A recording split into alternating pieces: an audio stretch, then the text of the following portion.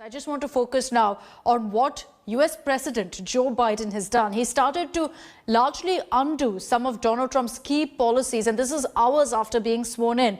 Biden signed an executive order ensuring that the United States rejoins the Paris Climate Accord, fulfilling one of his biggest campaign pledges. He's even halted US withdrawal from the World Health Organization, which was set to take effect from July 6th. Now, the move halts the US withdrawal ordered by predecessor Donald Trump. Biden also signed 15 executive orders, including the order to boost the federal response to coronavirus crisis. He's importantly stopped the construction of Trump's US-Mexico border wall and ended the ban on travel from some Muslim-majority countries. Again, an order that Trump strongly stood by. The president wrote a very generous letter. It's because it was private. I will not talk about it until I talk to him, but it was generous. So that was a message from President Biden on a letter that he received from the outgoing president, Donald Trump. I'm taking this back across to Pratiksha Gildea. Pratiksha, some of the highlights of really what President Joe Biden has done hours after swearing in, all promises that he made, and these are perhaps some of the most extreme decisions taken by Trump already being overturned. Absolutely, Akshita. President Biden is wasting no time. He said, I have no time to waste. He's got to work. It was not even his first full day at work, but he got to work. He's already signed a slew of executive orders reversing some of the Trump era policies and agendas and acts that he had set. Most prominent among them, of course, how he will deal with the coronavirus pandemic. He's asked for a nationwide mask mandate. It's not a legally binding mandate, but he's urging Americans to wear masks. He's asked for people to socially distance on federal properties. And, he's asking for a more coordinated response on the pandemic, whether it's vaccination or testing. That is a major thing. And, this was really the centerpiece of his campaign, because he kept saying that, I know that this virus is real. It's dangerous, unlike his predecessor, who many say did not take this virus seriously. Other executive orders, he's very big on climate change. He's always said, I believe in science. My government will follow the advice from scientists.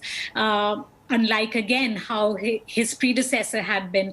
So as part of that, he's begun the process of rejoining the Paris Climate Accord, which we know is a global pact to reduce carbon emissions. He's got the US back into that. He's also started the process of the US rejoining the WHO. He's going to reverse Trump's order of starting a controversial oil pipeline, which was opposed by environmentalists. So taking a lot of executive actions on climate and environmental protections as well. Geeta, the fact that President Biden has decided to halt the construction of the wall along the US-Mexico border, the fact that he's lifted the travel ban from some Muslim-majority countries, all of this will give a lot of hope to Indians in America also, that they could be hoping for some relaxations as far as the H-1B visa norms are concerned. Is it practical to really expect that? Well, it certainly is, because he is certainly going to do that. This is a low-hanging fruit in mending ties with India. There have been certain difficulties that India and the US faced in the last part of the Trump administration when it comes to ties. While Joe Biden is on a mend with the neighborhood, which is Mexico and Canada, we've seen the tweet by Justin Trudeau. He's also going to be on a mend with on ties with many countries, including certain areas which India has had a lot of concerns about, and that has to do with H-1B visas, allowing students and working people to really enter the United States of America without much hassle. They do provide a lot and add value to the economy of the United States of America. And India is going to be largely a big story for US in the economic recovery, global economic recovery post the COVID-19 pandemic. So there is going to be a lot of cooperation with India, and they certainly are going to look at all these low-hanging fruits and how they can be delivered for forward movement and creating a momentum in enhancing ties between the two countries, India and the United States of America. There are certain very important areas where India is looking to and looking at the United States of America.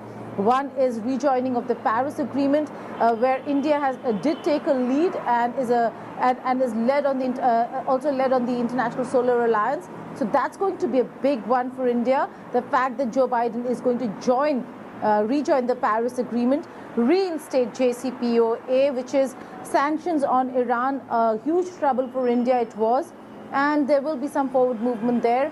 Maybe a waiver and continued waiver on CAATSA sanctions with regards to procurement of S-400s from Russia, and the fact that how the world handled pandemic is something that the two countries are going to look at. Reinstating and rejoining WHO is something that the US has decided. India has been quite critical of the response of WHO, but will continue to cooperate with US on that front as well. Okay, Geeta and Pratiksha, you've been joining me almost every morning with the latest updates for the last many months on American politics. Mostly bad, controversial news. Hopefully that changes here on in the coming days as well. Geeta, Pratiksha, as always, thank you for joining us this morning. Hello everyone, this is Rahul Kamal here. Hope you enjoyed this video. For the latest news and analysis, like and subscribe the India Today YouTube channel and don't forget to press the bell icon to stay updated.